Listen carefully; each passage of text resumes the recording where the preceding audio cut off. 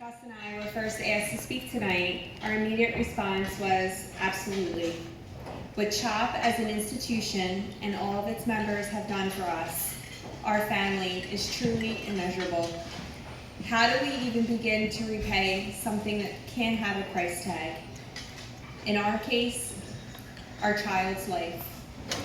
This event is to recognize all of us for our continued generosity. Our goal in telling you this story is to let you know your generosity does make a difference in the lives of real people. We hope everyone will be moved by our story and continue to be compelled to contribute to CHOP to save and change children's lives. We know that we'll never fully be able to pay back CHOP, but it will make us feel like we gave back something if our story reinforces your continued commitment to giving. This is the best way we can say thank you for giving us every outcome that a parent wants, their child home in their arms. As lifelong Philadelphia residents and professionals in the education and healthcare fields, Gus and I knew of CHOP and have heard and read stories of the great work taking place every day there. In March of 2015, we joined many others as a family who needed CHOP, and here's our story. My husband and I work hard with the desire to live a happy, healthy life and the goal to be amazing parents. We were so fortunate to have the most wonderful son in the world. And I know everybody says their son is amazing, their children are amazing, but trust me, he really is. Life is good, we were normal. But for me, something was missing. I knew my heart had more room to love, just a little more stretching to make my family complete. With some excellent negotiating on my part, my husband and I committed to try again. I'm old, man. My pregnancy was uneventful, all ultrasounds and follow-ups went well, and my due date came faster than I thought. Olivia was a surprise, for Gus and I both believed very few things in life could truly be a surprise. She made her appearance on the 26th of January. My little girl, the little girl I secretly hoped for 9 months, was here. And when the doctor placed her on my stomach and said, "Go ahead, Mom, let us know what you got there," I was in awe, overjoyed and shocked. My little girl was here, and my family was complete. Olivia was declared healthy, and we were home in 2 days. My maternity leave started just as I thought it would, with sleepless nights, nursing on demand, dirty diapers, and my heart stretching with more love every day. Around 7 weeks old, Olivia got a fever. Her temperature was quite high, and given her age, we took her to the emergency room. She was worked up appropriately and diagnosed with bronchiolitis or croup. But when her fevers continued to persist day after day, we returned to the ER and were admitted. She had many signs that pointed to something viral, and after 7 days in the hospital, with her fever curve decreasing, we were sent home. And this diagnosis made sense at the time. There were numerous viruses out there, it's impossible to diagnose every one, and she was getting better, or so it appeared. So we took her home, still scared, but hopeful, and watched her closely. By that Monday, I knew something was wrong. We were home for 3 days, and she was not doing well. I frantically took her to the pediatrician, already packing a bag for the hospital. When 911 informed me that they were not permitted to take her to CHOP, I drove her myself. Carefully, but definitely over the speed limit, down 76. With my wonderful mother-in-law in the back seat, praying to Our Lady of the Highway. I'm not making that part up, she really was doing that. The ER, immediately recognizing the severity of the situation, took her back to the resuscitation room.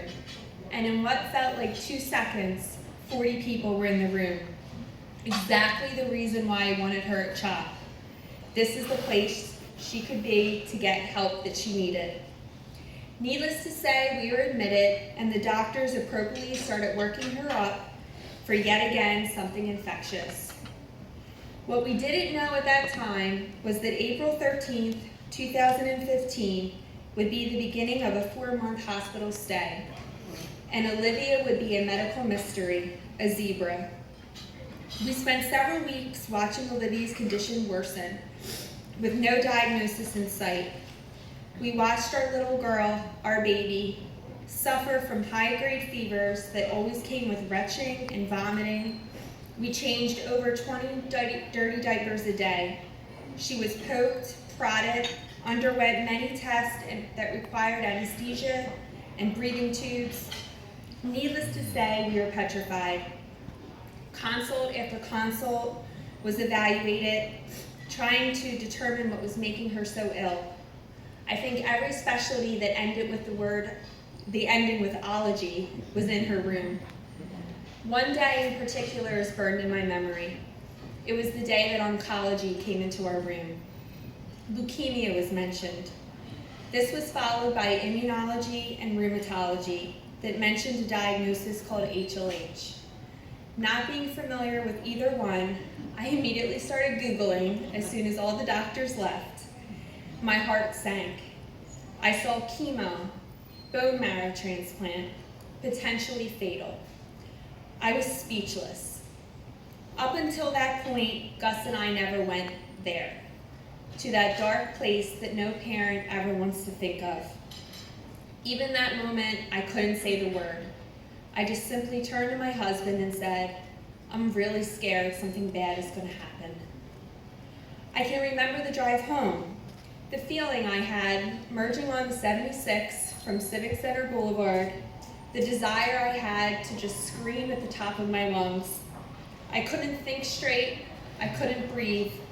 For the first time, I imagined losing my daughter.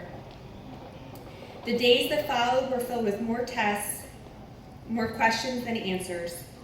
Gus and I were struggling, doing our best to stay strong for our son. We received so much support and empathy from Olivia's nurses.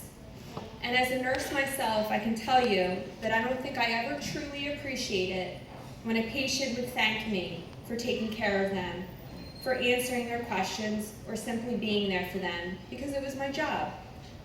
But I have to tell you, I have a whole new understanding and appreciation now that I've been on the other side.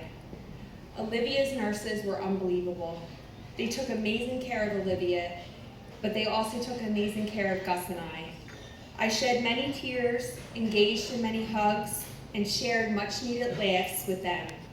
They were complete strangers who saw me at the most vulnerable and showed me the utmost compassion. One particular night, I was having a really hard time coping, and my cousin Cheryl just happened to call me. It was around 9 o'clock, and I just broke down on the phone. I mean, tears, snot, the whole 9 yards. I was a mess. And the wonderful person she is, with her own family at home, just simply said, "I'm coming." And she hung up the phone, drove to CHOP, and spent time with me for several hours. I insisted on walking her back to the parking garage, and unbeknownst to me, not really ever leaving Olivia's room, I never even walked over to the Wood building. And on the way back, I noticed the posters on the wall. I stopped and I read each and every one of them. Each and every story of a child that CHOP had just figured it out. And when I got there, to the end, at 1 a.m., in my mismatched pajamas and slippers, I stood there alone, and for the first time I felt hope. I thought to myself, they're gonna figure it out. They're gonna save my baby, and one day Olivia's gonna be on this hallway.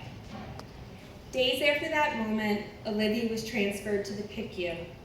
It was in the PICU where we would meet our future hero, Dr. Edward Behrens.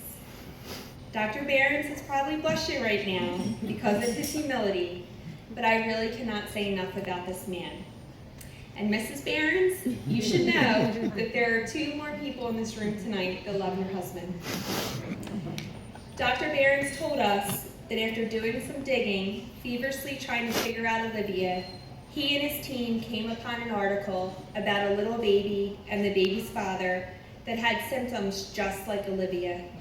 The diagnosis of this family was an autoinflammatory disorder caused by a genetic mutation of the protein NLRC4.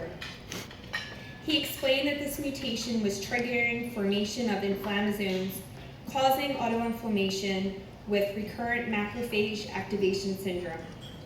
Basically, in layman's terms, Olivia's immune system was turned on, didn't know how to shut itself off, and in a way, her own immune system was killing her. He then mentioned the word Gus and I desperately needed to hear: treatment. At that moment, Gus and I shared a look, a mutual understanding of this is our guy. This man was going to help us. He was going to help Olivia. Genetic testing soon revealed what he suspected. Olivia had mutation of NLRC4. Since this mutation was newly discovered, something CHOP has never seen before, Olivia was going to teach CHOP as much as they were going to help her. Medication was helping, but minimally and with a cost. Olivia started to develop side effects. Her appearance changed. Her fair complexion, her blonde hair turned dark. She became very hairy. Yes, I said hairy. Steroids sure can change a way a person can look. But physical changes weren't a concern. But unfortunately, Olivia started to experience other, more serious side effects. She developed antibodies against one of her medications, causing almost an anaphylactic reaction. Her blood pressure became very high, and she started having changes to her heart muscle. There were many days she would show promise, only to develop another fever. Fear would fill inside me. Fear that the doctors would come in the room and tell me, "I'm sorry, there's nothing more we can do." But that never happened. They never stopped. They never gave up. Dr. Behrens, knowing my husband's past as a baseball coach, used the analogy to define where we were at that time. He said, "We didn't hit a home run, but we didn't swing and miss either." CHOP once again showed us why they were the best. There was a medication recently approved for adults for inflammatory bowel. CHOP recognized Olivia's needs, and even though she was just one patient, it didn't matter. Within 48 hours, a meeting took place, and CHOP approved the drug to be used and tried for Olivia. Everyone recognized what was at stake and did what had to be done to save our little girl. She made some improvement, but not what was desired. We were then told about a medication that was in a phase 2 trial in Europe for adult Still's disease. It was Dr. Behrens and his team's belief that Olivia's disease was worsened over the overproduction of two specific interleukins, IL-1 and IL-18. While her current treatment affected IL-1 in some way, there was nothing available in the United States to affect IL-18. Dr. Behrens told us about a company in Switzerland and appealed to the FDA for approval for compassionate use. We were seeing precision medicine at its finest. Gus and I watched the shipment of medication online like hawks. If it was up to us, we would have driven to the airport ourselves and picked it up. After 48 hours of excruciating waiting time, she received her first dose. After receiving just 2 doses of the medication, Dr. Behrens came in with the great news. Olivia's IL-18 level was back, and it was 0. It was obvious it was working. We were out of the PICU. She didn't have any fevers, and her bowel movements slowed down considerably. I immediately called Gus, and before I even said hi, I simply said the word 0. And he knew exactly what I was talking about and cried like a baby. Olivia stayed in the hospital for several weeks after, until she was eventually discharged in August. When it was time to be discharged, I had such an overwhelming feeling of emotion. For Gus and I and our entire extended family will be forever changed by this experience. I remember riding an elevator at CHOP and looking around at the other parents who looked just like me. Exhausted, scared, and a little greasy, because who has time to shower? I remember thinking that we all want and don't want the same thing. We don't want to be here, and we want our child to be happy and healthy. We know that Olivia being home isn't the end of this journey, but we can only take it one day at a time. It's heartbreaking to me to know that there are children out there in this country still undiagnosed, untreated, and searching for answers. Through word of mouth, outreach, social media, and support groups, I testify to CHOP's brilliance to anyone and everyone who will listen. My husband and I continue to spread awareness of Olivia's condition and the life-saving treatment she received. We want to give back in any way possible to enable other families to experience the care, the compassion, and the hope that we did. Please share our story with anyone that will listen, and maybe it will move them to donate and join us as an attendee of this event next year. Thank you so much for listening to us.